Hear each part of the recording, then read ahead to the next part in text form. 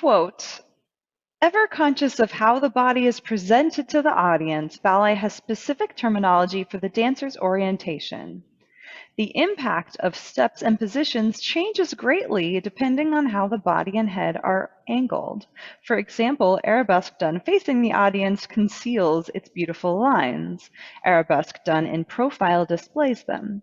Many steps look best oriented along the diagonal. Eliza Gaynor-Minden. I'm Blythe Stephens of Blythe Coach, dance education and coaching to move through life with balance, grace, and power. Today we're going into a bit of classical ballet theory, and we're looking at the element of space, so how the dancer is relating to their dancing space, to the stage, and also the audience before them. I'm applying these spatial concepts of the shapes and orientations of the body practically to dance technique in a couple of other videos that you can check out. These are a tendu and tendu combination for the center floor, as well as an adage, which has développé and plié. Seeing as how we have a theoretical topic today, of course, I brought my favorite sources of information about classical ballet technique, one being the Basic Principles of Classical Ballet, Russian Ballet Technique by Agrippina Varganova. And I did also quote this in my podcast about the same topic, but right at the start, before she lays out some of the most fundamental principles of classical dance, Vaganova states, quote, to indicate the degree of turn of the body or the specific direction of movement, I use the diagram reproduced here. On it, A indicates the position of the pupil on the floor, 1, the middle of the footlight line, 2, the corner in front and to the right of the pupil, 3, the middle of the right side, etc. And here is that diagram of which she speaks, with a square or a box surrounding the pupil, some lines bisecting front and back, and also on diagonals. And this is how the ballet dancer orients themselves inside of their dancing space. I originally learned the body positions and orientations from my first ballet teacher, Virginia Holty, who had created this handout back in the day. These are the Cicchetti versions of the positions of the body. And you can see the dancer again is standing in the middle of a square or a box and positioning themselves to face the various sides and corners and producing various lines. Croisé devant is crossed in front, quatrième or à la quatrième devant, to the fourth front, écarté devant, spread, effacé devant, shaded, à la seconde, to the second position, Epaulé devant, shouldered, quatrième derrière or à la quatrième derrière, to the fourth position, back, and croisé derrière, crossed and back.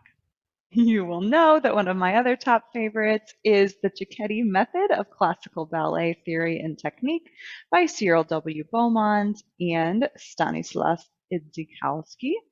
I'm just sharing this to show the way all of the schools of ballet are relating to the same spatial or the same sort of spatial framework.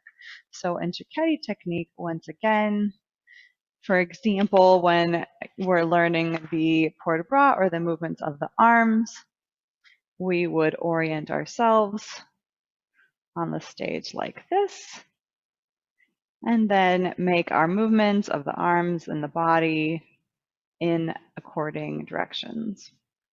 However, the way the corners and the sides of the box are numbered varies from school to school. For example, in Cicchetti technique, we find corner 1, downstage right. However, in the Russian or Vaganova school, we find 1 directly front en face, directly down towards the front wall or the audience. We don't find the shouldered position of Epaulé in every school of ballet, but it is featured as a unique body orientation or position in the Cecchetti school.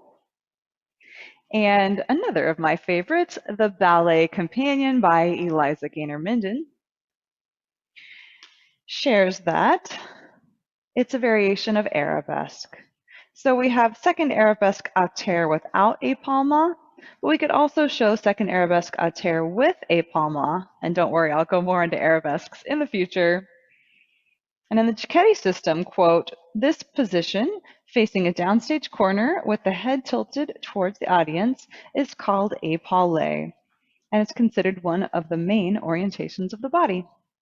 So here is my friend Maria from high school. Featured in this book, she's doing the classical second arabesque and then the shouldered version facing that specific facing downstage, like an effacé derrière with a shouldered twist, and then tilting the head towards the audience would be our épaulé. Thanks, Maria. I'll show these, of course, in my body, but I love how the Ballet Companion shares the spatial orientations with simple arms at first.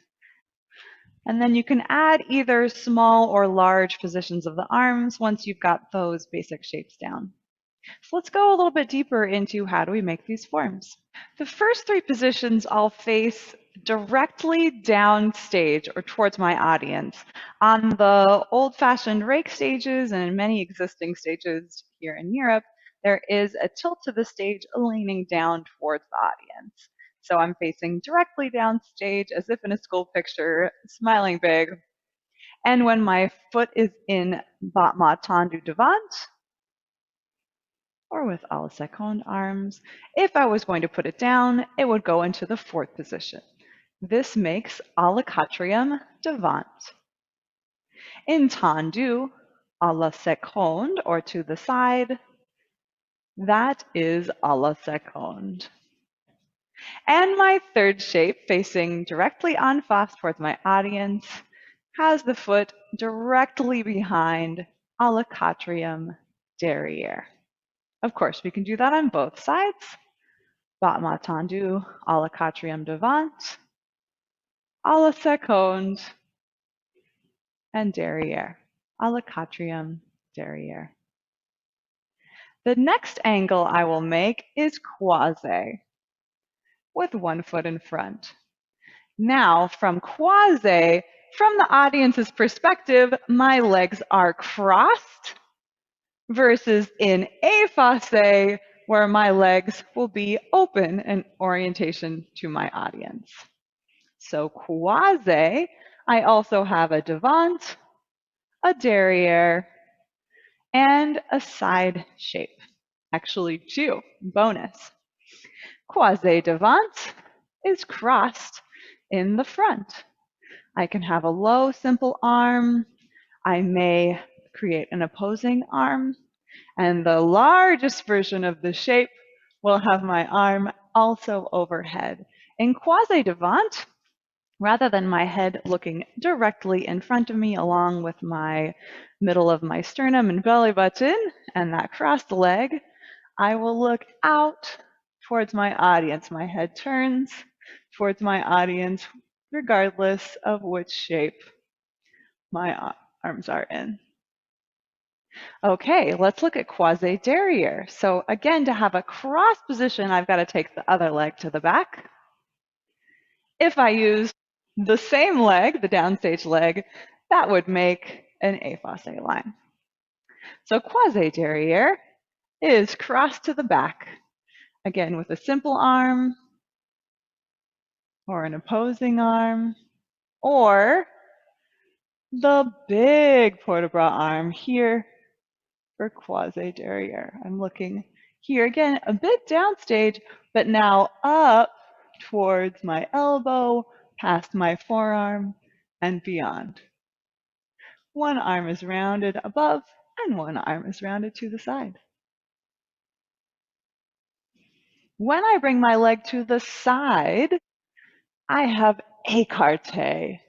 very spread open to the side. Écarté, devant, opening down towards a front corner. Écarté, derrière, opening up to the side, away from my audience, towards one of my two back corners of my square. With the middle-sized arm here, and a large shape here, écarté. Okay, so we've done all le quatrième devant, all le seconde and derrière, croisé devant, croisé derrière, écarté devant and derrière. And now it's time for the effacé line. So opening towards our audience, we have our effacé devant. Of course, we have a front and a back position.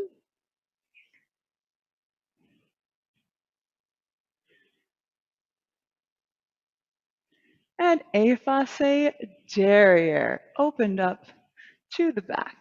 Devant, I'm again looking a bit past my elbow or my forearm towards my audience. To effacé derrière, I'm looking up and under that raised arm. And lastly, Epaulé. Here's where we have that shouldered épaulement, that twisting shape. If I had a normal second arabesque, that's the same arm forward as the leg extending backward, tendu à terre on the ground, and angle it towards this front wall. And I'll open my head up with the tilt towards my audience. There we have Epaulé. What sort of tools and tricks do you use to remember the names of different positions of the bodies and steps? Let me know in the comments down below. I'm so glad you could join me to learn a bit more about the theory of the classical ballet positions and orientations of the body. I hope this has been helpful for your personal artistic practice, for your choreography, or maybe for your appreciation of watching balletic performance on stage. Until next time, I hope you will go ahead and like and subscribe to my channel down below if you enjoyed this or any of my other videos. Make sure to click that little notification bell to make sure you don't miss out on any of my future offerings as they come out. And if you're wanting more right now, go ahead and watch that next video or visit my website at ablythecoach.com. That's ablythecoach.com.